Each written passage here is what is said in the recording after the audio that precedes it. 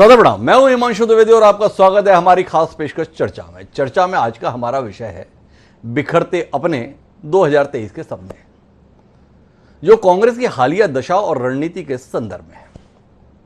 दरअसल कांग्रेस अध्यक्ष सोनिया गांधी ने देश के कई प्रमुख विपक्षी नेताओं के साथ डिजिटल बैठक शुक्रवार को की और यह विश्वास जताया कि संसद के आने वाले सत्रों के दौरान भी विपक्ष की एकता कायम रहेगी। उन्होंने कहा कि अंतिम लक्ष्य 2024 लोकसभा चुनाव है, जिसके लिए व्यवस्थित तरीके से योजना बनानी होगी। सोनिया गांधी देश के प्रमुख मुद्दों पर विपक्षी दलों को साथ लेकर सरकार घेरने की कोशिश में है। कुल मिलाकर इस बैठक के माध्यम से देश में और कांग्रेस कार्यकर्ताओं में यह संदेश देने की कोशिश हुई कि आज भी भाजपा का विकल्प अगर कोई है तो वो कांग्रेस पार्टी है। राजीव गांधी की जयंती पर बैठक के आयोजन में 15 दलों से जुड़े हुए तमाम दिग्गज राजनीतिज्ञ भी शिरकत की है, लेकिन महत्वपूर्ण बात यह है कि इस बैठक में बहुजन समाज पार्टी और समाजवादी पार्टी का कोई प्रतिनिधि शामिल नहीं हुआ। वो बहुजन समाज पार्टी, वो समाजवादी पार्टी जो अभी कुछ महीनों बाद होने वाले विधानसभा चुनाव उत्तर प्रदेश के संदर्भ में सबसे महत्वपूर्ण घटक दल है। दूसरी महत्वपूर्ण बात यह कि कांग्रेस पार्टी विपक्ष को तो साथ लेने की कोशिश कर रही है, कवायद कर रही है, उनका नेतृत्व करने की कोशिश कर रही है, पर खुद कांग्रेस के अंदर जो कुछ घटित हो रहा है उस समय कांग्रेस की कोशिशों को विपक्षी दलों के संदर्भ में हम कितनी गंभीरता से लें, यह अपने आप में एक चर्चा का विषय है। तमाम वो कांग्रेसी चेहरे जो पर्याय बने हुए थे पार्टी का अपने अपने इलाकों में, उनका कांग्रेस से मोह भंग हो रहा है और उनके द्वारा कांग्रेस को छोड़कर अन्य दलों की ओर रुख किया जा रहा है। तो आज हम इसी संदर्भ में बात करेंगे। 4 खास मेहमान इस चर्चा का हिस्सा बनने के लिए हमारे साथ मौजूद हैं। देश की सियासत से जुड़े इस अहम मसले और आने वाले समय की आहट को सुनने और बूझने की कोशिश करेंगे, लेकिन इस सिलसिले को हम शुरू करें उससे पहले समय है आज के विचार सूत्र का। हमारा आज का विचार सूत्र ये कहता है कि it is easier to preach to 20 people than to be one of them in following the precept, अर्थात 20 लोगों को उपदेश देना अधिक आसान है अपेक्षाकृत उन 20 में से एक बनकर उपदेश ग्रहण करने के। स्वामी शिवानंद जी के द्वारा यह बात कही गई। इसको हमारे यहां सूक्त में भी कहा गया है, पर उपदेश कुशल बहु तेरे, उसकी थोड़ी व्यापक स्वरूप में इस विचार सूत्र के माध्यम से अभिव्यक्ति की गई है। आशय यह है कि कांग्रेस विपक्षी दलों को एक साथ रहने की, भाजपा के खिलाफ लड़ने की, मुद्दों पर डटे रहने की, सब लोगों को साथ जोड़ने की तो बात कह रही है, पर वो कांग्रेस जो ये बात कह रही है वो अपने साथ लोगों को क्यों नहीं रख पा रही है, ये चर्चा और चिंता दोनों का विषय। और इस विषय पर हमारे साथ अपने विचारों को साझा करने के लिए 4 खास मेहमान हैं। हमारे साथ शिवरतन शर्मा जी हैं, जो भारतीय जनता पार्टी का प्रमुख चेहरा है, प्रदेश उपाध्यक्ष हैं छत्तीसगढ़ के, वो हमारे साथ हैं। हमारे साथ सुरेंद्र राजपूत जी हैं, कांग्रेस पार्टी का विचारवान चेहरा है, अपनी बात स्पष्ट और खरे तरीके से रखने के लिए जाने जाते हैं। हमारे साथ मनोज यादव जी हैं, अपनी तलखी, अपने तेवर के लिए ख्यात हैं, लखनऊ से हमारे साथ जुड़ रहे हैं। और साथ ही प्रेम कुमार जी हैं। प्रेम कुमार जी ने अपनी एक अलग छवि पिछले कुछ वर्षों में टीवी मीडिया पर बनाई है, किसी भी मुद्दे पर बेबाक राय रखने के संदर्भ में। उम्मीद करते हैं कि इस पैनल के माध्यम से हम कुछ गंभीर बातचीत विपक्ष के संदर्भ में कर पाएंगे। और चर्चा की शुरुआत सुरेंद्र राजपूत जी से ही करेंगे, क्योंकि उनकी पार्टी ने पहल की है, गंभीरतापूर्वक पहल की है, ऐसा जाहिर करने की चेष्टा की है। पर कांग्रेस की पहल को देश में जुड़े हुए लोग गंभीरता से कैसे लें, जब कांग्रेस के अपने कार्यकर्ता और सो कॉल्ड चेहरे ही आपकी पार्टी पर भरोसा नहीं कर पा रहे? थोड़ा रोशनी दे सुरेंद्र जी। ऐसा है ना पंडित जी, जी आपको भरोसा हो या न हो जी, लेकिन कांग्रेस को जो 2019 में 11 करोड़ 20 लाख वोट मिले थे, उन 11 करोड़ 20 लाख परिवारों को तो भरोसा है जी। आपको भरोसा हो या ना हो, आप जितनी भी निर्मम मीमांसा करें, आपकी निर्मम मीमांसा हमें धनात्मक ऊर्जा देगी, ऐसा हमें विश्वास है। हम आपके निर्मम मीमांसा को भी धनात्मक रूप से लेंगे। आपको भरोसा हो या न हो, इससे हमें कोई बहुत विशेष फर्क इसलिए नहीं पड़ता है क्योंकि हमें जनता के हित की बात करनी है, हमें देश के हित की बात करनी है। देश की सीमाएं असुरक्षित हैं, बेरोजगारी अपने चरम पर है, महिलाओं के प्रति अपराध अपने चरम पर है, देश के जो गवर्नमेंट इंस्टीट्यूशंस हैं, जो संवैधानिक संस्थाएं हैं, उनके ऊपर बड़े खतरे मंडरा रहे हैं। और हर इंस्टीट्यूशन को चुन चुन करके निशाना बनाया जा रहा है। वो सुप्रीम कोर्ट भी है, सीबीआई भी है, वो आपका इलेक्शन कमीशन भी है और तमाम आरबीआई भी है, तमाम स्वायत्त शासी संस्थाएं भी हैं। तो हम तो जोड़ने का काम करेंगे। आपको ये तय करना है कि एक पत्रकार के रूप में आप स्थायी विपक्ष का काम करते हैं या पत्रकार के रूप में आप एक सरकार की नौकरी करते हैं। ये आपका अपना विषय है, आप अपना तय कर सकते हैं। हमें तो पत्रकार जो होता है स्थायी विपक्ष के रूप में माना जाता है, जो हमने थोड़ा बहुत पढ़ा है। और आप भी स्थायी विपक्ष के रूप में 2014 से पहले तो थे ही थे, इधर भी आप स्थायी विपक्ष के रूप में हो, ऐसी हमारी प्रत्याशा है। हम आपको यह बता दें कि अगर हम लोकतंत्र को बचाने के लिए एक लड़ाई लड़ने के लिए साझा रणनीति बनाने की बात करते हैं तो इसमें किसी को क्या आपत्ति होनी चाहिए। जिसको विश्वास है वो हमारे साथ हैं, जिनको विश्वास नहीं है या जिनके अपने और सैद्धांतिक रास्ते हैं वो अपनी जगह पर है। जैसे आज ये बात की जा रही थी कि साहब आम आदमी पार्टी नहीं आई, बहुजन समाज पार्टी नहीं आई, तो अब इन दोनों के लिए मैं आपको बता दूं कि इन दोनों को क्या बुलाया गया था क्या? तो जवाब आता है हम लोगों ने इन लोगों को दोनों को आमंत्रित नहीं किया था। लोकदल आई वहां पर, वहां लगभग 19 पार्टियां आई हैं। समाजवादी पार्टी किसी कारण से नहीं आई, उसके बारे में समाजवादी पार्टी बताएगी। आने वाला चुनाव है, हर आदमी के अपने स्टैंड हैं। लेकिन हम इतना जरूर जानते हैं कि भारतीय जनता पार्टी के कुशासन से उत्तर प्रदेश को भी और देश को भी मुक्त कराने के लिए निश्चित तौर पर ऐसी पहल होनी आवश्यक है। दूसरी बात आपने जो कही, आपने अपने इंट्रो में कही कि साहब कांग्रेस पार्टी अपने छत्रपों को नहीं संभाल पा रही, तो मैं आपसे बहुत शुक्रगुजार हूं, कम से कम आपने हमारी तरफ देखा, हमारे छत्रपों की तरफ देखा। तो सच बात यह भी तो मैं आपको बता दूं कि जितने हमारे छत्रप हैं, जितने हमारे नेता हैं, जो सम्मानित नेता हैं, जिनको सत्ता का लालच नहीं है, लोभ नहीं है, वो मतांतर भी करेंगे हमसे, हम उनसे चर्चा भी करेंगे, हम संवाद भी करेंगे। हमारे आदरणीय नेता हैं और उनकी हम बात भी सुनेंगे, उनकी नाराजगी भी सहेंगे, लेकिन वो सब हमारे साथ हैं। वो हमारा ऐसा विश्वास है। जो लोग सत्ता के बगैर नहीं रह सकते, जैसे ज्योतिरादित्य सिंधिया साहब हैं, तो वो चले गए तो उनको हम कुछ भी दे देते, लेकिन हम सत्ता तो दे नहीं सकते थे। जब हम सत्ता नहीं दे सकते तो भाई वो चले गए तो अच्छी बात है, हम उनको गुड लक बोल सकते हैं। हमारी सुष्मिता देव जी हैं, वो टीएमसी में चली गई, हम उनको गुड लक बोल सकते हैं, इतना हम कर सकते हैं। लेकिन नीति नियम सिद्धांत कांग्रेस ने कतई चेंज नहीं किए। कांग्रेस आज भी देश को प्राथमिक रखती है, देश के संविधान को प्राथमिक रखती है, देश की स्वायत्त शासी संस्थाओं को, संवैधानिक संस्थाओं को बचाने के लिए, किसानों को, मजदूरों को उनका हक दिलाने के लिए, किसानों के काले कानूनों को वापस कराने के लिए निश्चित तौर पर हम ये लड़ाई लड़ेंगे। आप देखिए 8 महीने से किसान जो है सड़क पर है, लेकिन हम और आप चर्चा किस पर कर रहे हैं कि साहब वो कांग्रेस को लोग मान नहीं रहे, जान नहीं रहे। अरे भाई, कांग्रेस को मानने जानने की जगह आज की डेट में क्या एक चर्चा इसमें ऐसी हुई आपने की हो तो मुझे बताइए, जिसमें आपने ये पूछा हो प्रधानमंत्री जी से कि प्रधानमंत्री जी दिल्ली के किनारे पर किसान डटे हुए हैं, क्या आप उनके बीच में नहीं जा सकते? क्या वो आपके परिवार के बच्चे नहीं है?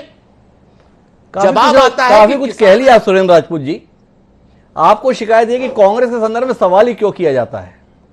अगर इसी लहजे के साथ में आप रहे तो कुछ समय में कांग्रेस चर्चा में भी रह जाएगी, इस पर संदेह हो जाएगा। सवाल मेरे विश्वास का नहीं है या पत्रकार जगत के विश्वास का नहीं है सुरेंद्र राजपूत जी।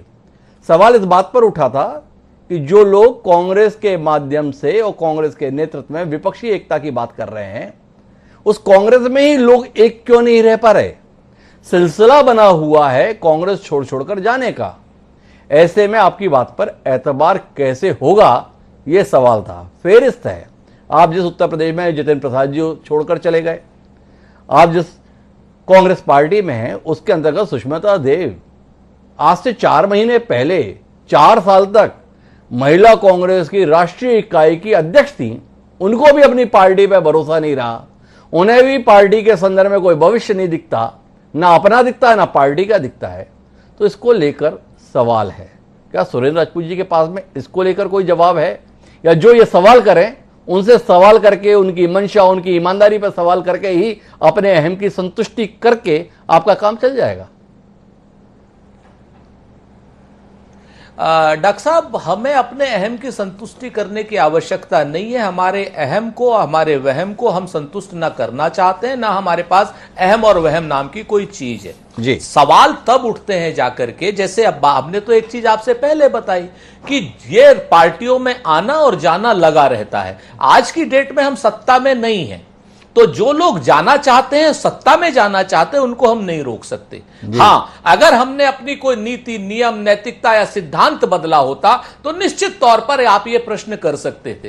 प्रश्न आपको उनसे करना चाहिए जो छोड़ के जा रहे हैं खराब समय में हमारे। मैं थोड़ा और सवाल करता हूं माफी के साथ में सुरेंद्र राजपूत जी, छोड़ने वालों को जाने दीजिए, जो आपके साथ बने हुए हैं G23 के नाम से जिन्हें संबोधित किया जा रहा है, जिन 23 नेताओं ने आवाज उठाई कि क्या हम मुकाबला करेंगे मोदी शाह के दौर में, जब हमारे पास एक पूर्णकालिक अध्यक्ष नहीं है, हमारी पार्टी के अंदर चर्चा नहीं होती है, हार के संदर्भ में हम ईमानदारी से बात करने के लिए तैयार नहीं है। अभी अभी में कपिल सिब्बल ने फिर से ट्वीट करके पार्टी की रीति और नीति पर सवाल उठाए हैं।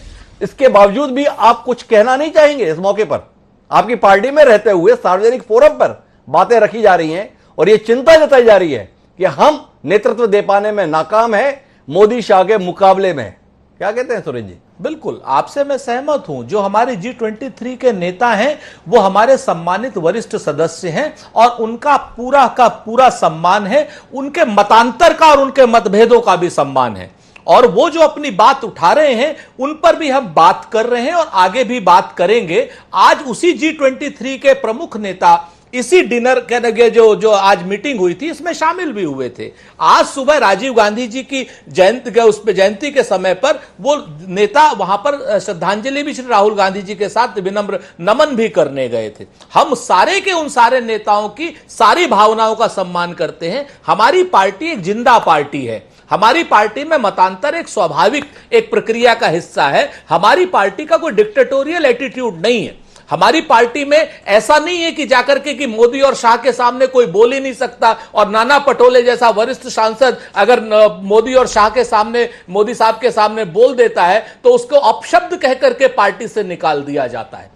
हमारी पार्टी में डिक्टेटोरियल एटीट्यूड नहीं है। हमारी पार्टी में लाल कृष्ण आडवाणी जी की तरह से मार्गदर्शक मंडल में डाल करके उनसे पूछा नहीं जाए, ऐसा भी कोई डिक्टेटोरियल एटीट्यूड नहीं है। किसी को भी मुरली मनोहर जोशी नहीं बनाया जाता है कि उनके बोलने पर भी पाबंदी लगा दी जाए। सबका सम्मान है और सबसे बात करके कमियां हैं हम खुद मानते हैं इस बात को। जो कमियां हैं, जो मतभेद है, वो हम बातचीत से दूर करेंगे। और निश्चित तौर पर मोदी और शाह साहब जैसे लोग मायावी लोग हैं। ये लोग, इनसे लड़ना आसान नहीं है। ठीक कह रहे हैं कपिल सिब्बल साहब कि इनसे लड़ना आसान नहीं है। इनसे लड़ने के लिए आपको मायावी होना पड़ेगा, सांप्रदायिक होना पड़ेगा।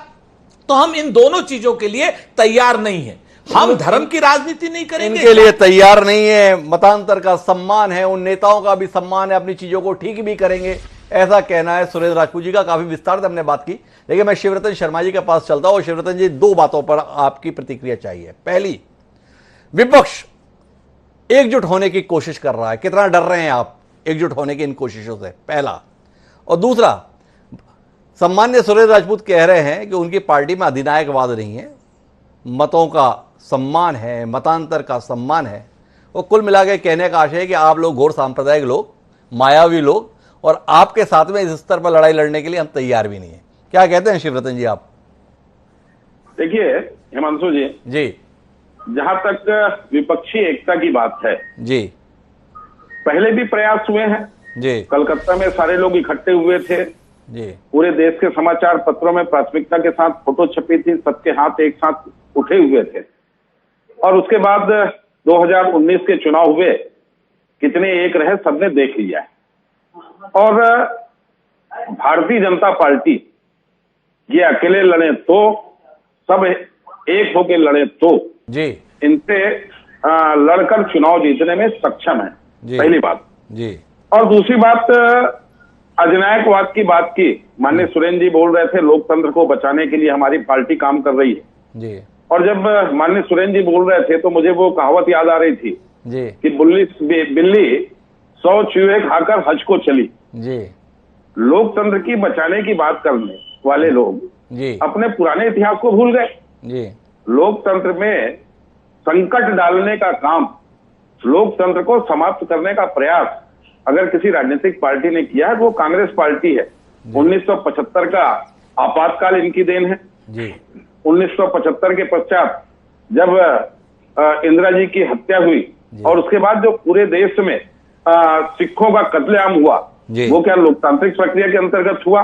जी। तो लोकतंत्र में संकट डालने का काम इनने किया है जी। और दूसरी बात इनने, सुरेंद्र जी ने जिक्र की कि भाई आडवाणी जी और मुरली मनोहर जोशी जैसी स्थिति नहीं होगी जी। तो भैया आडवाणी जी और मुरली मनोहर जोशी जी भारतीय जनता पार्टी के वरिष्ठ थे, आज भी भारतीय जनता पार्टी के मार्गदर्शक मंडल के सदस्य वो हैं। पर मैं पहले इनसे पूछना चाहता हूं कि सीताराम केसरी जी के साथ क्या हुआ जी? उनको तो कार्यालय से एक प्रकार से कुर्सी से उठाकर फेंक दिया गया जी। ये कांग्रेस का चरित्र है, ये कांग्रेस का कल्चर है जी। खाली सत्ता किसी भी रूप में प्राप्त करो जी, देश की कोई भी हालत खराब हो जाए इसकी इनकी चिंता नहीं है। जो सुरेंद्र जी कह रहे थे ना कि देश हमारी प्राथमिकता में जी, मैं उनको चुनौतीपूर्वक बोलता हूं, देश अगर इनकी प्राथमिकता में होता तो देश की लगभग 50,000-56,000 वर्ग किलोमीटर जमीन पे चीन का कब्जा नहीं होता। जितना चीन ने देश की जमीन पे कब्जा किया है कांग्रेस के शासनकाल में किया है। शिवरतन जी, मैं माफी के साथ आपको रोकता हूं और 2-3 सवाल आपसे करने का इच्छुक हो गया हूं आपके जवाब के आधार पर। कांग्रेस को कब तक आप आपातकाल के संदर्भ में ही तर्क देकर घेरते रहेंगे? अभी जो दौर चल रहा है इस पर भी लोग सवाल उठाते हैं। पूरा विपक्ष सामूहिक रूप से आवाज उठाता रहा पेगासस के संदर्भ में, 3 कृषि कानूनों के संदर्भ में, महंगाई के संदर्भ में सदन में चर्चा के लिए, और आप 1 मिनट की चर्चा कराने के लिए तैयार नहीं हुए। यह लोकतंत्र की मजबूती के संदर्भ में कौन सा आपका प्रयास है, देश जानना चाहता है, पहला। दूसरा, देश कांग्रेस की प्राथमिकता में नहीं था, इसलिए 50,000 वर्ग किलोमीटर जमीन चीन के कब्जे में है। बहुत अच्छी बात है, पर अब तो बड़ी मजबूत सरकार है, दमदार सरकार है, साहसिक सरकार है, समृद्ध देश बना चुके हैं।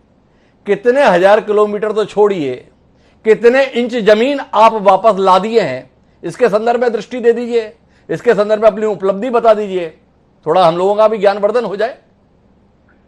हिमांशु जी, लोकतंत्र में आप इमरजेंसी की बात करते हैं तो इमरजेंसी की घटना एक बड़ी घटना है। अच्छा चलिए आप इस विषय को भूल जाइए जी। अगर लोकतंत्र पे इनकी आस्था होती जी तो कांग्रेस का पूर्णकालिक अध्यक्ष अब तक बन गया होता जी। पार्टी जो है लोकतांत्रिक ढंग से नहीं चल रही है। कांग्रेस का इतिहास परिवारवाद का इतिहास रहा है। आजादी के 74 साल का इतिहास उठा के देख लीजिए कि कांग्रेस के कितने अध्यक्ष बने। खासकर माननीय नेहरू जी के मृत्यु के पश्चात तो बीच का 5 से 7 साल का पीरियड छोड़ दे तो पूरे समय परिवारवाद ही चला है। इंदिरा जी, राजीव जी, सोनिया जी, राहुल जी के बाद फिर सोनिया जी। तो ये क्या लोकतंत्र की बात करेंगे? इनकी पार्टी के अंदर कहीं लोकतंत्र है ही नहीं। और जहां तक G23 की बात हुई, इनने कहा मतभेद है, मतांतर है, हमारे यहाँ सब चलता है। मतभेद और मतांतर होता तो बैठ के बात करते, पर बैठ के बात करने की प्रक्रिया इनके यहाँ समाप्त हो चुकी है। अब दूसरी बात आपने कहा लोकसभा में चर्चा की बात। भारतीय जनता पार्टी और एनडीए की सरकार चर्चा कराने के लिए हमेशा तैयार थी। चर्चा से ये भागते रहे। किसानों के मुद्दे पर आप चर्चा कराना चाहते हो, ये किसानों के मुद्दे पर चर्चा नहीं करना चाहते। ये सीधा बोलते हैं कि 3 कानून को समाप्त कर दो जो बने हैं। अगर उस समय आपने चर्चा में भाग लिया, आप दोबारा चर्चा करना चाहते हो तो सरकार चर्चा कराने के लिए तैयार है। पेगासस के मुद्दे पर चर्चा कराने के लिए सरकार तैयार थी। पर ये जिस इश्यू पर, जिस मुद्दे के अंतर्गत चर्चा, माने जो लोकसभा की जो प्रक्रिया है उस प्रक्रिया के अंतर्गत चर्चा कराने से उसमें सरकार का मतभेद था। सरकार चर्चा से कहीं किसी प्रकार से भाग नहीं रही, पर इनके पास चर्चा के लायक विषय नहीं था, इसलिए लोकसभा में, राज्यसभा में इनने हुल्लड़ किया और एक नाटकीय दृश्य प्रस्तुत किया है। एक नाटकीय दृश्य प्रस्तुत किया। शिवरतन जी इसी के साथ में इस बात को रखना चाहते हैं, लेकिन मैं मनोज यादव जी, सुरेंद्र राजपूत जी और शिवरतन शर्मा जी से बातचीत के इतर शायद सुरेंद्र राजपूत कोई हस्तक्षेप करना चाह रहे हैं, एक बार उनकी बात सुन लेते हैं, फिर मनोज यादव जी के पास चलते हैं। जी सुरेंद्र जी, आप कोई हस्तक्षेप करना चाह रहे हैं? देखिए, 2-3 बातें बड़ी साफ हैं। आपने इनसे सवाल किए, आपने कहा पेगासस पे, तो उन्होंने कहा जिस नियम में सरकार चाहती थी। आपके सामने है क्या हुआ है किसान पर चर्चा, महंगाई पे चर्चा, पेट्रोल डीजल पर चर्चा और पेगासस पे चर्चा किस तरीके से इन्होंने नहीं होने दी वो आपके सामने है। लोकतंत्र की हत्या किस तरीके से कर रहे हैं वो आपके सामने है। दूसरी बात, आपने सवाल किया कि 1 इंच जमीन वापस लाए क्या, आप उसका जवाब इन्होंने दिया ही नहीं, क्योंकि 1 इंच तो छोड़िए, कई 100 किलोमीटर जमीन पर इस वक्त भी पेंगोंग सो टीएसओ लेक के पास चीन का कब्जा है। अरुणाचल प्रदेश सहित कई जगहों पर, तमाम विवादित जगहों पर चीन के टेंट गड़े हुए हैं। सच बात यह है कि ये लोग सीमाएं असुरक्षित करके, ये लोग लोकतंत्र के मंदिर को कहीं ना कहीं डिक्टेटोरियल एटीट्यूड बना करके जिस तरीके से लोकतंत्र को कमजोर करना चाहते हैं और देश को कमजोर करना चाहते हैं। 4 दिन हो गए हैं हिमांशु जी, 5 दिन, अभी तक तालिबान पे कोई ऑफिशियल स्टैंड नहीं आया है सरकार का। आपको लगता है कि बर्बर तालिबान, आतंकी तालिबान पर क्या 4 दिन में भारत सरकार का स्टैंड नहीं आएगा? कई सवाल है सुरेंद्र राजपूत जी के, लेकिन मैं मनोज यादव जी आपके पास में आना चाहता हूं विपक्षी एकता के संदर्भ में और उसको लेकर आपकी असहमति के संदर्भ में। सुरेंद्र राजपूत जी ने कहा कि बसपा को और आपको बुलाया गया था क्या? सपा के संदर्भ में उन्होंने कहा नहीं, क्योंकि गलती से आपकी मौजूदगी यहां पर है। अगर आप पैनल में नहीं होते तो हो सकता है सुरेंद्र राजपूत जी हमसे कह रहे थे क्या सपा को हमने बुलाया था। तो सबसे पहले आपसे यह जानना चाहता हूं कि यह विपक्षी एकता के प्रयास के संदर्भ में समाजवादी पार्टी का दृष्टिकोण क्या है? क्या यह फालतू की बैठक थी जिसमें आपने शामिल होना नहीं चाहे, एक? और दूसरा, कांग्रेस को विपक्ष का नेतृत्व करने के लायक क्या आप समझते हैं कि कांग्रेस में वो दम बचा है, कांग्रेस में वो मादा है, कांग्रेस में वो दमखम है, कांग्रेस में वो जज्बा है, कांग्रेस में वो हौसला है जिसके तहत वह विपक्ष की आवाज की अगुवाई कर सके? मनोज जी। देखिए, सबसे पहले मैं एक बात स्पष्ट करूं जी कि मैं उस राजनीतिक दल पे कोई उंगली नहीं उठा सकता जिस राजनीतिक दल का नेतृत्व, एक नहीं कई नेतृत्व इस देश के लिए बलिदान हो गए जी। और दूसरी महत्वपूर्ण बात उसी में और जोड़े दे रहा हूँ, हमारी सरकार बननी थी जी, तो कांग्रेस ने हमें मदद की उत्तर प्रदेश में जी। और कांग्रेस की सरकारें गिरनी थी यूपीए की, तो दो बार समाजवादी पार्टी ने बाहर से मदद की, हमें सरकार नहीं गिरने दी। क्यों नहीं गिरने दी? क्योंकि ये जो हमारे शिवरतन शर्मा जी की जो विचारधारा से आते हैं उसको एक शब्द में सांप्रदायिकता वाली विचारधारा कहते हैं जी, और जबरदस्त है। तो ये बात तो बिल्कुल स्पष्ट है, किसी के नेतृत्व पे किसी की कोई टिप्पणी नहीं है। जनता जब मैंडेट देती है तो निश्चित तौर पे उस पार्टी का, उस तमाम सारे राजनीतिक क्षेत्रों का, सबका स्टैंड क्लियर हो जाता है और वो देश में हर तरीके से महत्वपूर्ण है और मान्य भी हो जाता है। मैं एक बात का जवाब देना उचित समझता हूँ। सुरेंद्र राजपूत जी शायद उस बात का जवाब मेरे ख्याल से उन्होंने इग्नोर कर दिया या दिया नहीं जी। जब भी इमरजेंसी लगी, मैं लोकतांत्रिक सेनानी का बेटा हूँ, उसके बाद भी मैं कह रहा हूँ, मेरे फादर उस काल में 6 महीने तक जेल की सलाखों के पीछे रहे, मेरा कुछ जन्म भी नहीं हुआ था जी। लेकिन एक बात कहता हूँ, जो इमरजेंसी लगी, जो आपातकाल लगा, उसकी डेट निर्धारित है, उसका परिपत्र निर्धारित होगा और भारतीय राजनीति के इतिहास में वो रिकॉर्ड के रूप में रखा होगा जी। ये शर्म की भी बात हो सकती है और ये किसी राजनीतिक दल के लिए अपने एजेंडे की भी बात हो सकती है। लेकिन डॉक्टर साहब ये बताइए, जो मौजूदा दौर है 7 सालों का, इसमें कोई परिपत्र नहीं जारी है, ना कोई डेट जारी है। एक सुप्रीम कोर्ट के जज को उसी के एम्प्लॉय के द्वारा हरेसमेंट और क्या क्या आरोप लगा के उस जज को कैसे अंडर एस्टिमेट कर दिया जाता है, कैसे उसको अपने पक्ष में निर्णय देने के लिए बाध्य कर दिया जाता है। क्यों? क्योंकि वो सुप्रीम कोर्ट का जज लगातार सरकार पे सवाल उठा रहे, सरकार के सवालों पे वो बातें कर रहे थे। बताइए आप मुझे डॉक्टर साहब, और अगर मैं गलत हूं तो मुझे राइट करने की कोशिश करिएगा, मैं अनुरोध के साथ कह रहा हूं। क्या बीजेपी के लोग आज बताएंगे कि अभी जिस लोग चर्चा की बात कर रहे थे कि लोकसभा में जितने भी बिल पास किए, कई दर्जन बिल पास हो गए, माननीय सुप्रीम कोर्ट, जिस सुप्रीम कोर्ट के फैसले से राम मंदिर बन रहा है, उसी सुप्रीम कोर्ट की बात मैं कर रहा हूं, उन्होंने बड़ी चिंता जाहिर की कि कई दर्जन बिल पारित हो गए और उस पर चर्चा तक नहीं हुई। ये देश के लोकतंत्र के लिए बहुत बड़ा खतरा है, बहुत बड़ी बात है।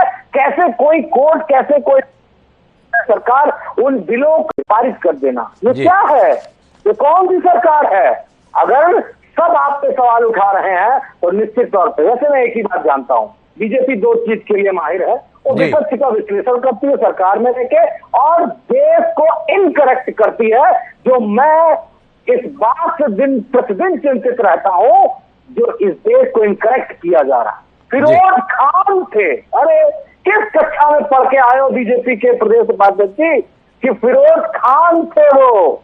क्यों इस देश को नर्क की तरफ ले जा रहे हो? अगर सही नहीं बोल सकते तो चुप रहा करो, या तो कह दो कि मैं जाहिल हूं, मैं पढ़ा लिखा नहीं हूं, मैं समझदार नहीं हूं, हमें जहर पिलाया जाता है। तालिबान पे स्टैंड इसलिए नहीं आया क्योंकि ये उनके माई बाप है ना इनके, इसलिए वही वाली विचारधारा इनकी भी है।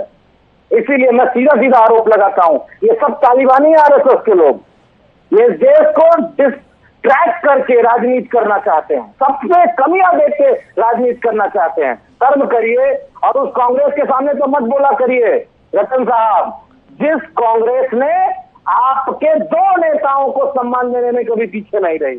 आप लोगों को शर्म आनी चाहिए, आपको शर्म आनी चाहिए उस कांग्रेस पे हमला होने से पहले, जब आपका ना आपका अस्तित्व था।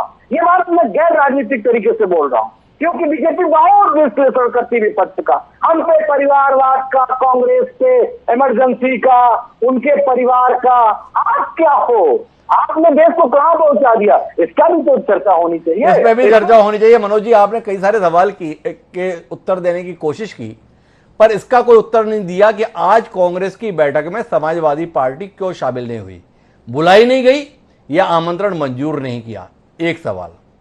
दूसरा सवाल यह है कि जिस कांग्रेस के संदर्भ में आप ये बता रहे हैं कि कांग्रेस की हमने मदद की, कांग्रेस ने हमारी मदद की, पर जब 2017 का चुनाव था और सम्मान्य अखिलेश यादव जी कांग्रेस के साथ अलायंस करके चुनाव लड़ रहे थे, तो आपके सर्वप्रिय सबसे बड़े नेता मुलायम सिंह यादव जी ने इसे ऐतिहासिक भूल करार दिया था।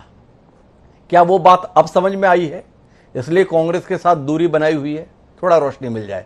भाजपा के संदर्भ में जो आपके सवाल हैं उसमें शिवरतन जी कुछ कहना चाह रहे हैं, उनके पास चाहूंगा, लेकिन पहले आपसे इन दो मुद्दों पर, आज की आपकी गैर मौजूदगी और मुलायम सिंह यादव जी के द्वारा 2017 में कांग्रेस के साथ को बताया गया ऐतिहासिक भूल, दोनों पर आपकी दृष्टि।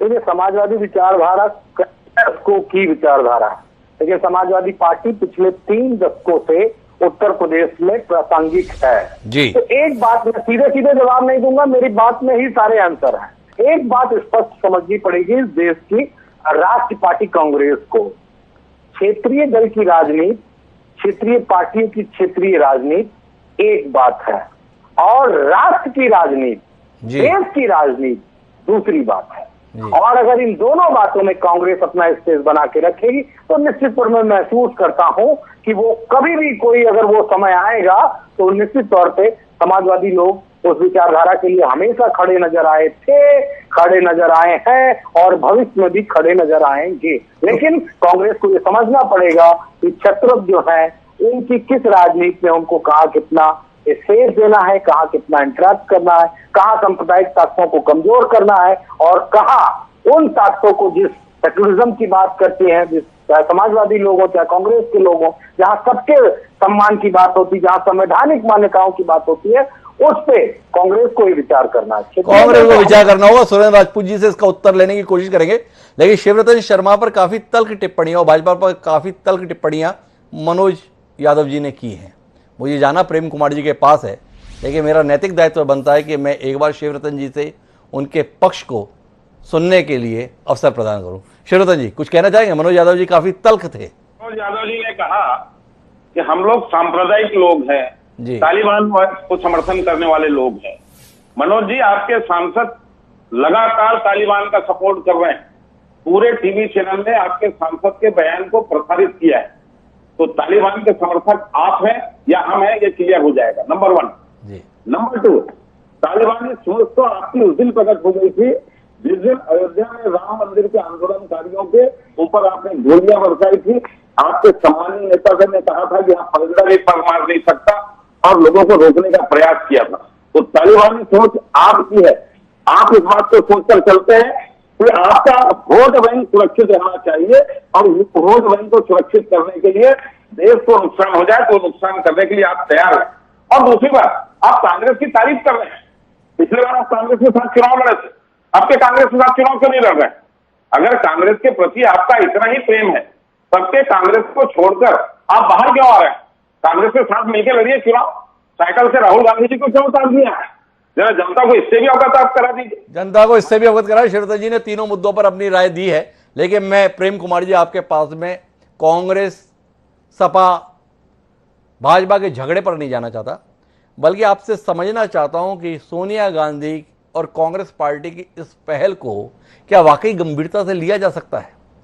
और यह सवाल सुरेंद्र राजपूत जी के माध्यम से मैंने जानने की कोशिश की थी कि जब कांग्रेस में ही उसके अपने नेताओं का पार्टी के वर्तमान तौर तरीकों पर विश्वास दिखाई नहीं दे रहा है, तो इन कोशिशों के प्रति देश का जनमानस विश्वास करेगा तो कैसे करेगा?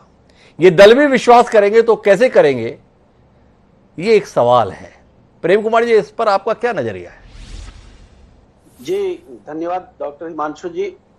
ये विपक्षी एकता की पहल जी पहली बार नहीं हुई है। विपक्षी एकता की पहल तब भी होती रही है जब कांग्रेस सत्ता में थी, तब भारतीय जनता पार्टी भी विपक्षी एकता की पहल किया करती थी जी। और विपक्षी एकता की पहल अब भी हो रही है।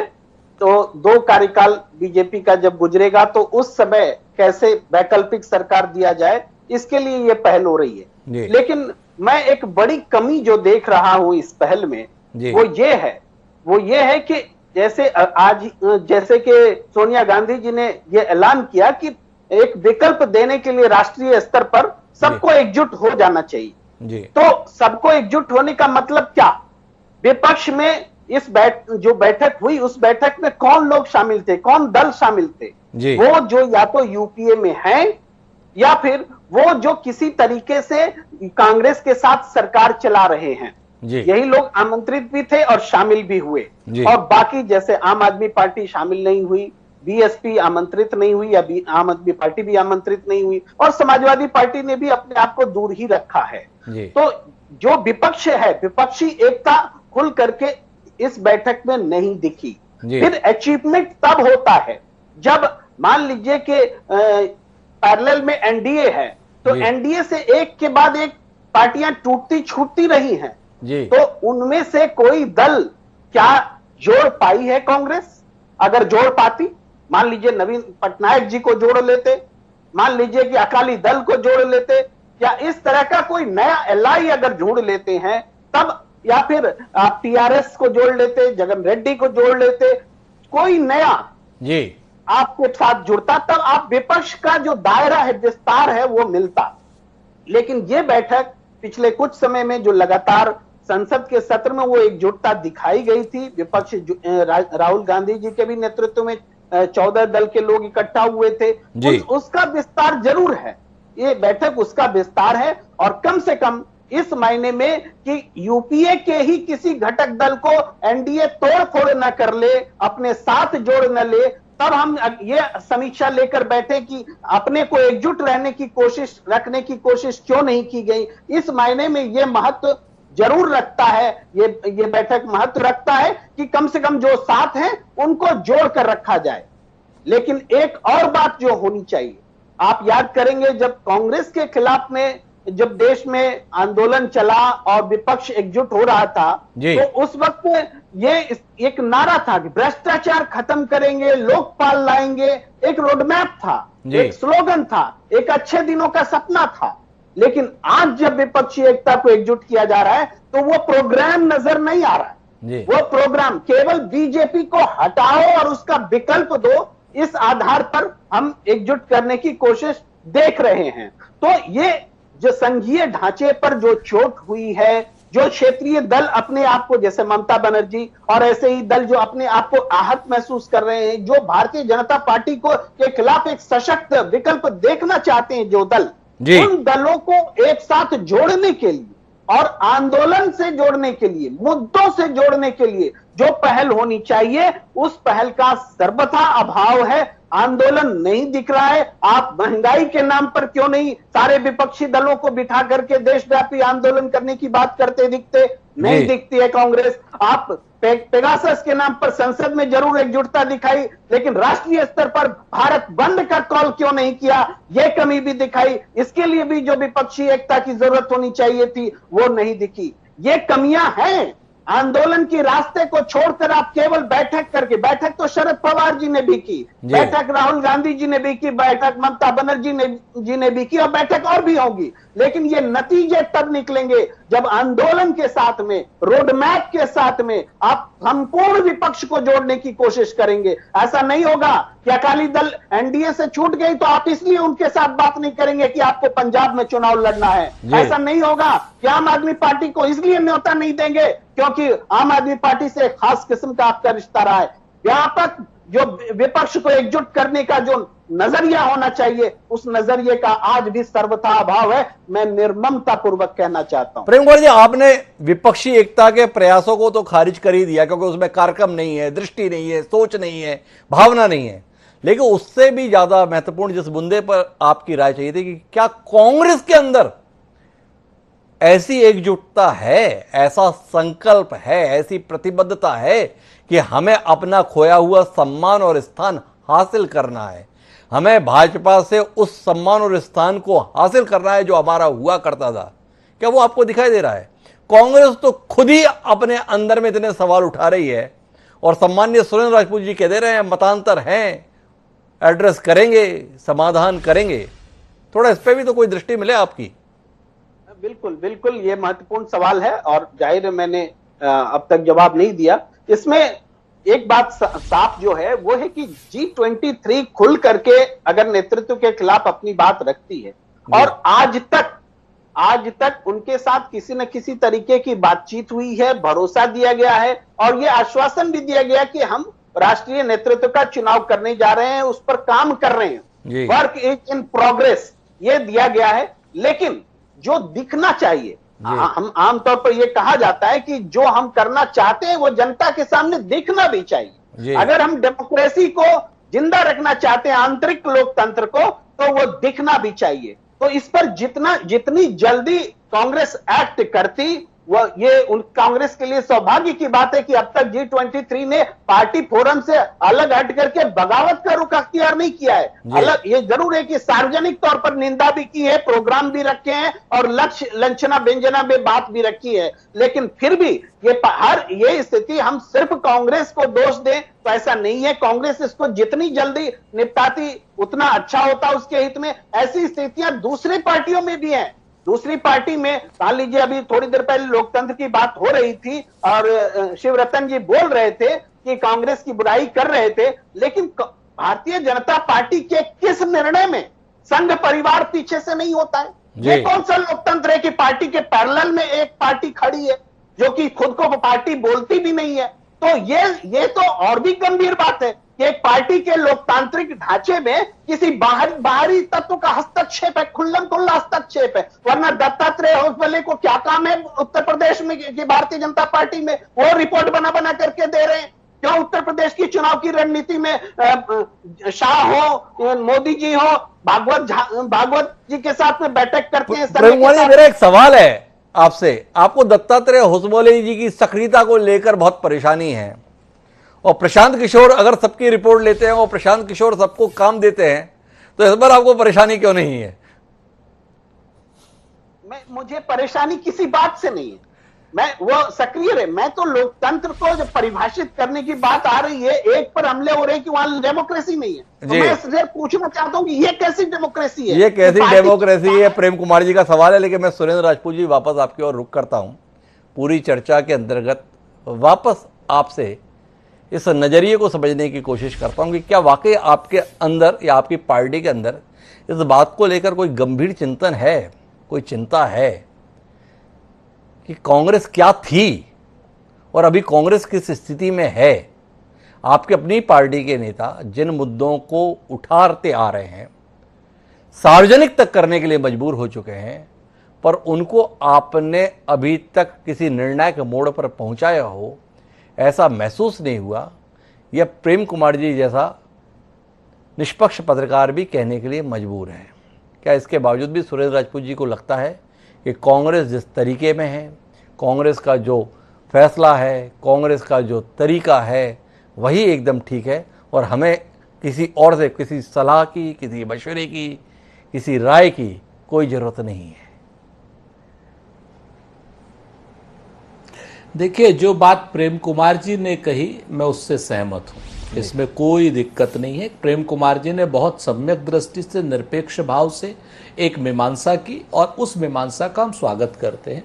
मेरे ख्याल से अगर कांग्रेस के इतिहास में आप देखेंगे तो कांग्रेस के जन्म काल से असहमति के स्वर हर जगह पर थे, आजादी से पहले भी, आजादी के बाद भी।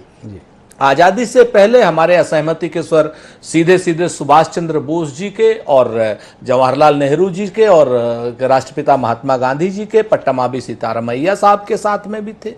हमारे असहमति के स्वर सरदार पटेल में और जवाहरलाल नेहरू साहब में असहमति के स्वर थे, लेकिन इसका मतलब ये नहीं था कि उन्होंने किसी ने परस्पर सम्मान छोड़ दिया हो, पार्टी छोड़ दी हो। और आजादी के बाद में फिरोज गांधी साहब ने कितना क्रिटिसाइज किया जवाहरलाल नेहरू साहब को। तो मेरे ख्याल से जो लोग कांग्रेस के इतिहास को सम्यक रूप से और समग्र रूप से पढ़ते हैं तो उन्हें इस बात के भ्रम नहीं होना चाहिए कि हमारे यहाँ असहमति के स्वर की आवश्यकता नहीं और या हम सहमति नहीं देते हैं। दूसरा, ये भारतीय जनता पार्टी के लोग हैं, 1 लाख रुपए की घूस दिलवा करके अपने एक दलित अध्यक्ष को जेल भिजवा देते हैं और हमारे यहाँ उल्टी सीधी बातें करते, जैसे सीताराम केसरी जी इनके यहाँ शिकायत करने गए हूं।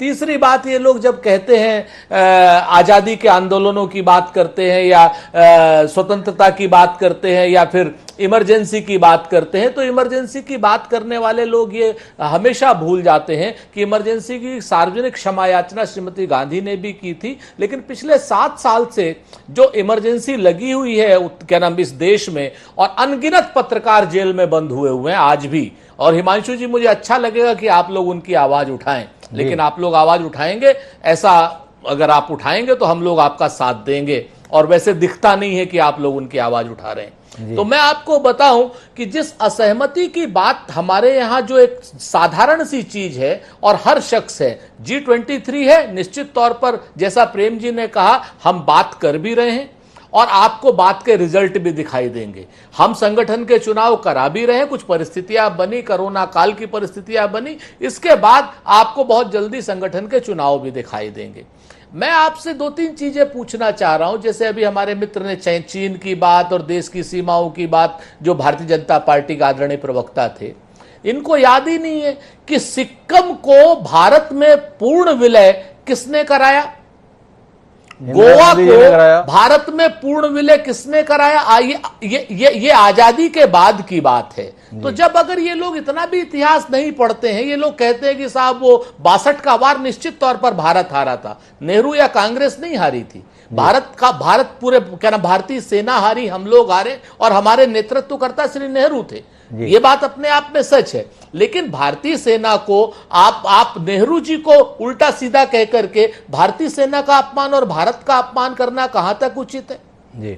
हाँ, आजादी के आंदोलन में आपने भाग नहीं लिया था, आपने श्यामा प्रसाद मुखर्जी साहब ने मुस्लिम लीग के उप मुख्यमंत्री बने थे, ये तो बड़े देश के गौरव की बात थी ना जी। इन लोगों ने मुस्लिम लीग के साथ 4 प्रोविंस में सरकार बनाई थी, ये बड़े गौरव की बात थी भारतीय जनता पार्टी के लिए। ये भी गौरव की बात थी भारतीय जनता पार्टी के लिए कि भगत सिंह से ना हेगड़ेवार मिलने गए, ना डॉक्टर मुंजे मिलने गए और ना ही दीनदयाल उपाध्याय मिलने गए या श्यामा प्रसाद मुखर्जी मिलने गए।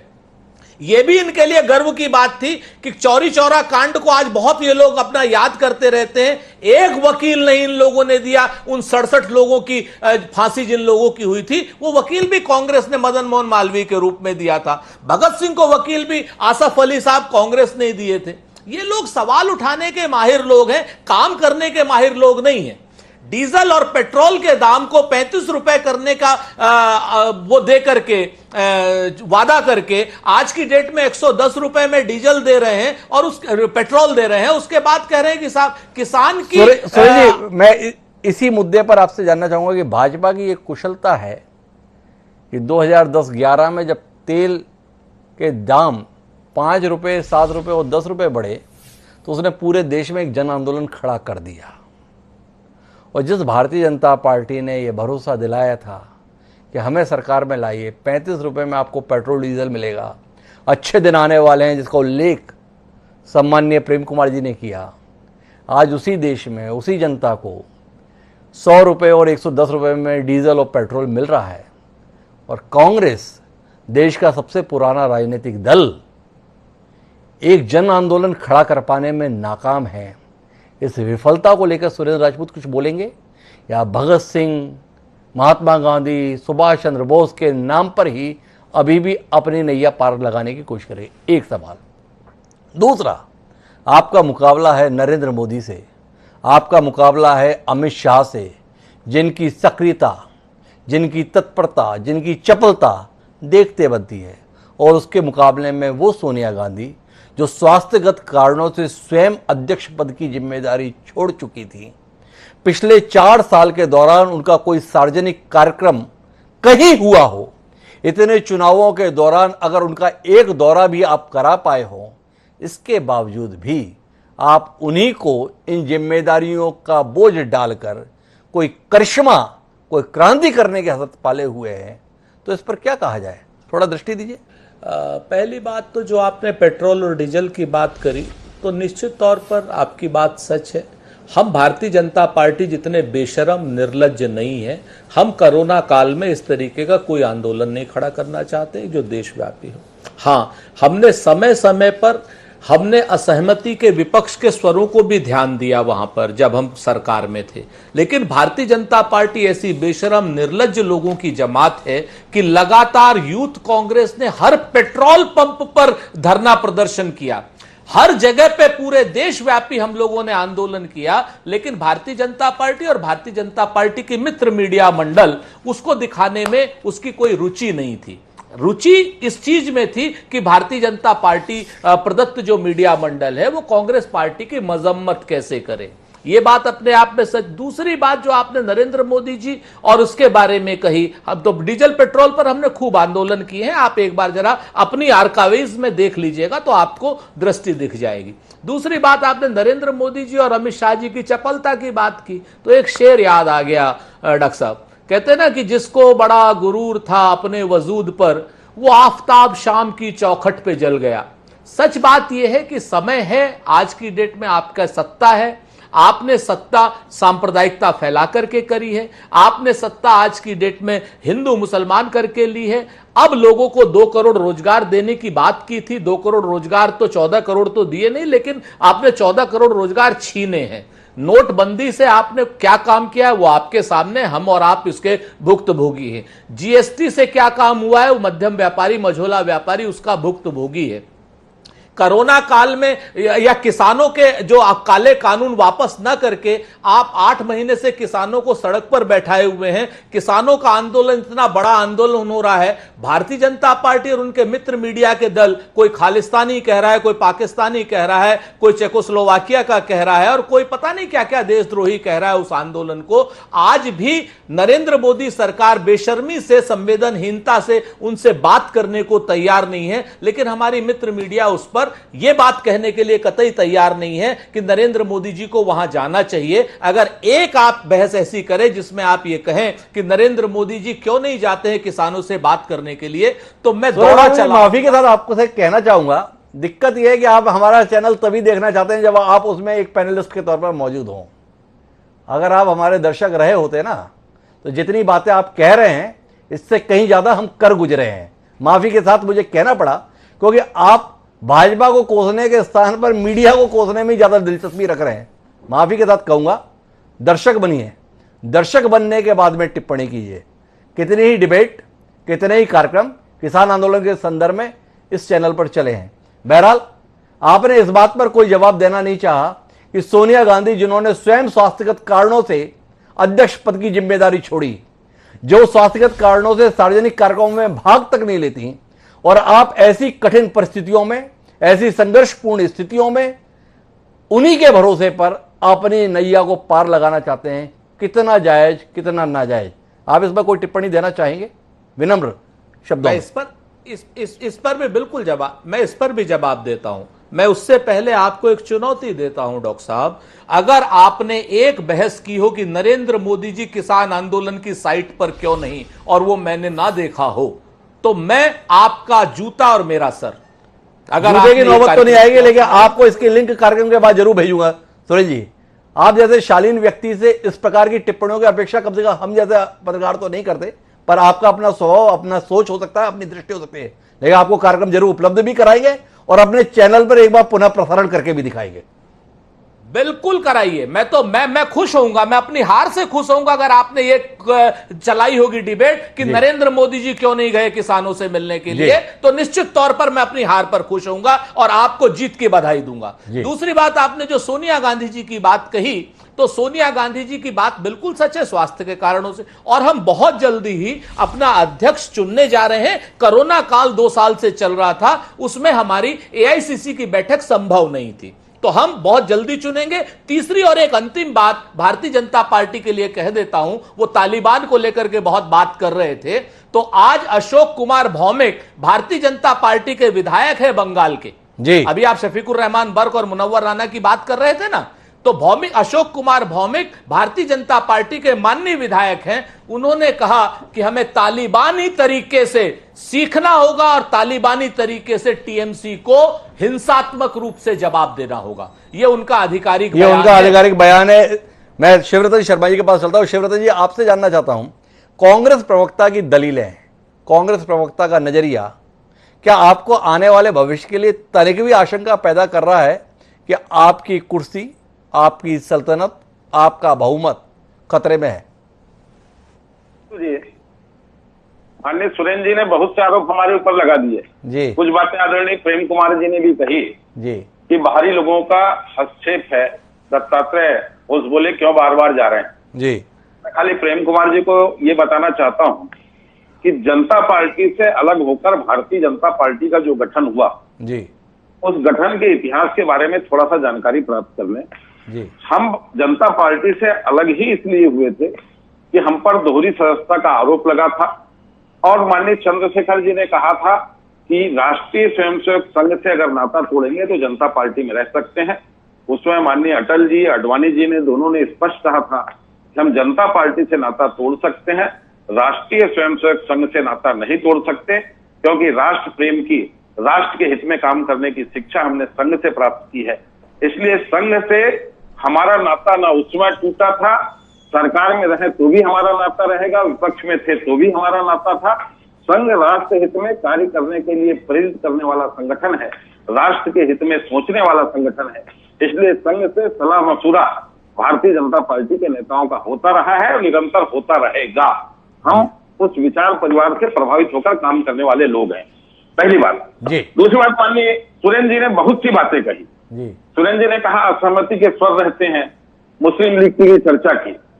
असहमति के स्वर तो इनके ऐसे रहते हैं कि जब सुभाष चंद्र बोस कांग्रेस के राष्ट्रीय अध्यक्ष बने तो उनको असहयोग किया गया और उनको कांग्रेस से इस्तीफा देना, अध्यक्ष पद से इस्तीफा देना पड़ा। ये कांग्रेस का इतिहास रहा है।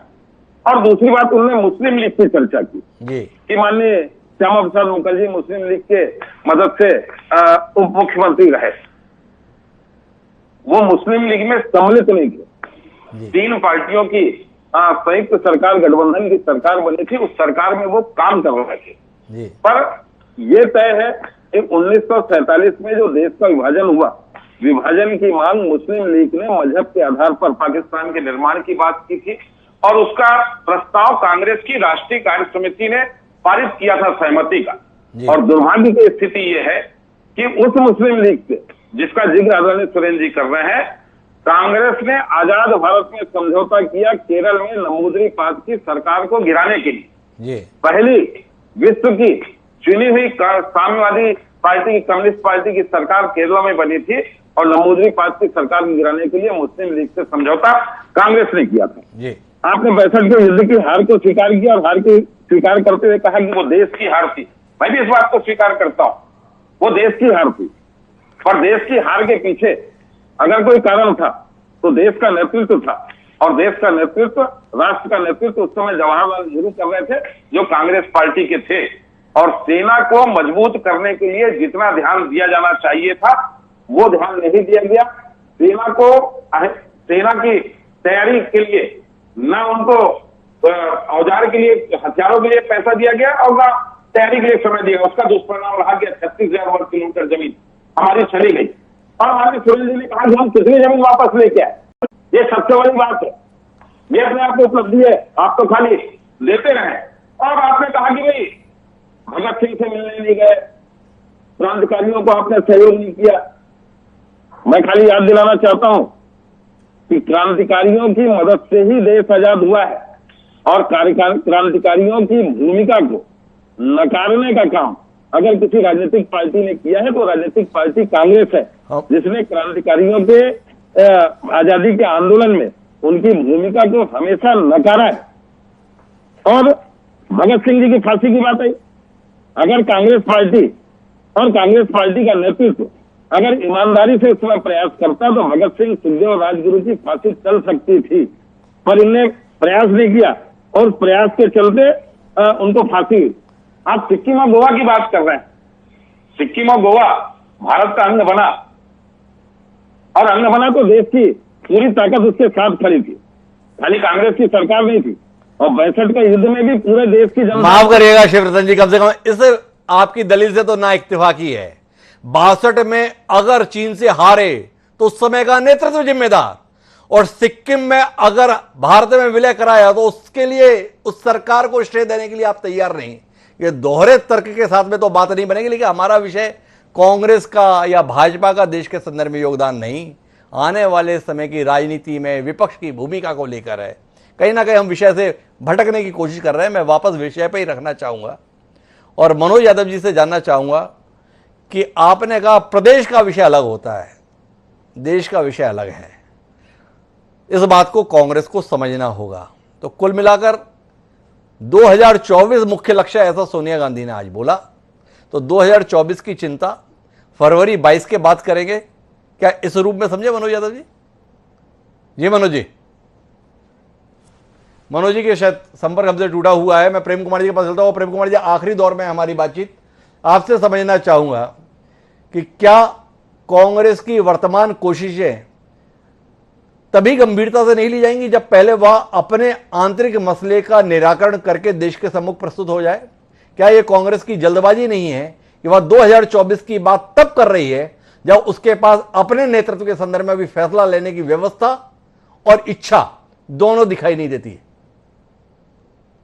मंशु जी, ये आलोचनात्मक दृष्टि हो सकती है जी, लेकिन कांग्रेस के पास तो अध्यक्ष हैं, सोनिया गांधी अध्यक्ष ही के तौर पर तो काम कर रही जी, और वो अंदरूनी समस्या हर पार्टी में है। लेकिन 2024 का लक्ष्य कांग्रेस अगर लेकर चल रही है तो वो, ये मैंने जो बताया वो कमियां गिनाई कि विपक्ष का मतलब और उसका विस्तार होना चाहिए, वैसे दल जो छूटे हुए हैं उसको भी जोड़ा जाना चाहिए। लेकिन जो प्रयास हुआ है उसका तो महत्व है, और उसका महत्व इस मायने में है कि ये संगठन जुड़े रहेंगे और आने वाले समय में आंदोलन की रूपरेखा बनाएंगे। जो असंतोष है, जो भारतीय जनता पार्टी का जो कुशासन जो मानते हैं, विपक्ष की भाषा में बोल रहा हूं, अगर कुशासन मानते हैं और जनता उससे अलाई करती है, जुड़ती है, तो विपक्ष को हाथों हाथ लेगी जनता, तब निश्चित रूप से ये प्रयास काम आएंगे। लेकिन उनको उत्तर, दक्षिण, पूरब, पश्चिम हर जगह में जो छूटा हुआ विपक्ष है उसको जोड़ना होगा, उसको साथ में जोड़ना होगा, ये प्रेम कुमार जी कहना है। पर इस प्रयास को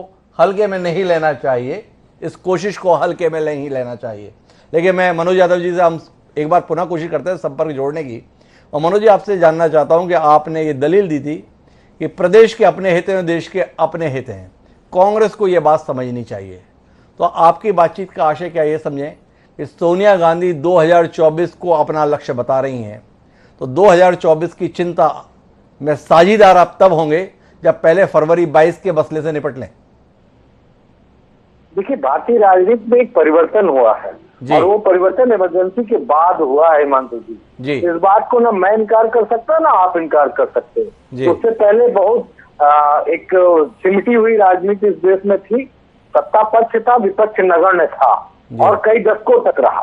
लेकिन मैं जिस बात को मैंने कहा उस बात का मेरा सिर्फ इतना आशय है मेरा कहने का, और मेरा नहीं, जितने भी क्षेत्रफल हैं इस देश में, वो पूरब से पश्चिम से उत्तर से दक्षिण तक जहां भी हैं, उन सब का ये हमेशा से अपना मानना रहा है, उनकी राजनीति में इंटरप्शन नहीं होने चाहिए।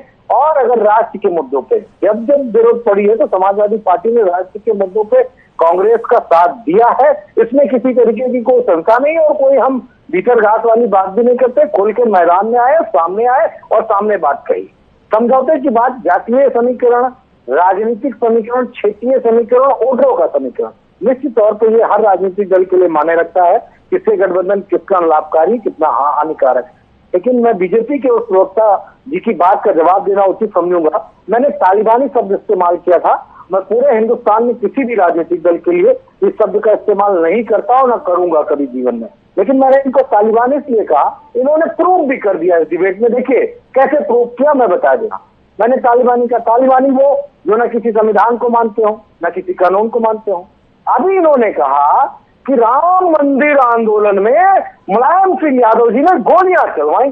तो भाई अगर उन्होंने गैर संवैधानिक काम किया होगा, अपराध किया होगा, तो आईपीसी की धारा के तहत देश के किसी भी थाने में उनके खिलाफ मुकदमा दर्ज हुआ होगा, वो कचहरी गए होंगे, उनको सजा सुनाई होगी कोर्ट में। अगर ऐसा नहीं हुआ तो बेशर्मी भरा भावनात्मक रूप से लाभ लेने वाली बातें तालिबानी लोग कृपया टीवी पे न काटें। और तभी मैं आप लोगों को जाहिल भी कहता हूं, आप पढ़े लिखे लोग नहीं हैं, आप पढ़े लिखे। जाऊंगा मनोज जी, हम अपने कार्यक्रम में इस प्रकार के शब्दों के प्रयोग से बचते हैं। आप सुसभ्य लोग हैं, लोग आपसे प्रेरणा लेते हैं। ये बेशर्म, ये जाहिल, इस प्रकार की शब्दावली के साथ में हम अपने आप को क्या साबित कर रहे हैं? आपके लिए सोच का और विचार का विषय होना चाहिए। बहरहाल हमारे कार्यक्रम के अंतर्गत आज की चर्चा का निष्कर्ष कुल मिलाकर इतना ही है कि विपक्षी एकता की साझा पहल इसलिए है क्योंकि कहीं ना कहीं कोई एक दल अपने आप में भाजपा का विकल्प बन पाने में नाकामी महसूस कर रहा है। सुरेंद्र राजपूत जी को ऐतराज है कि हमारे प्रयासों के संदर्भ में इतनी मीमांसा गोदी मीडिया के रूप में या वर्तमान सरकार से जुड़कर ही देखी जाती है। लेकिन सच्चाई ये है कि जब तक आपके अपने नेता आपके नेतृत्व, आपकी कार्यप्रणाली पर सवाल उठाएंगे तो आपकी कोशिशों को लेकर संदेह का वातावरण समाज के बीच में रहेगा ही। लेकिन कुल जमा एक साझा पहल की शुरुआत हुई है। प्रेम कुमार जी जरूरत बता रहे हैं कि इस पहल के साथ में विस्तृत कार्यक्रम होना चाहिए। अगर एक कार्य योजना होगी, एक दिशा होगी, एक दृष्टि होगी तो ये पहल परवान भी चढ़ सकती है। देखें प्रेम कुमार जी की ये उम्मीद आने वाले समय में किस रूप में हमें देखने को मिल सकती है। लेकिन आप सभी मेहमानों का बहुत बहुत धन्यवाद इस चर्चा का हिस्सा बनने के लिए। समय है अब आज के शेर का। कांग्रेस की स्थिति को समर्पित हमारा आज का शेर वसीम बरेलवी का दिया हुआ है और वसीम बरेलवी ये कहते हैं कि अपने चेहरे से जो जाहिर है छुपाए कैसे, कि अपने चेहरे से जो जाहिर है छुपाए कैसे और तेरी मर्जी के मुताबिक नजर आए कैसे। घर सजाने का तसव्वुर तो बहुत बात का है, घर सजाने का तसव्वुर तो बहुत बात का है, पहले ये तय हो कि इस घर को बचाए कैसे। विपक्षी एकता की पहल जिन लोगों ने की है उनके लिए इस समय सबसे बड़ा सवाल अपने घर को बचाने का है। घर बचा लेंगे तो फिर बाकी लड़ाई भी लड़ लेंगे। देखें क्या करते हैं। इसी के साथ अब मुझे दी इजाजत, कल फिर मिलते हैं। सादर प्रणाम।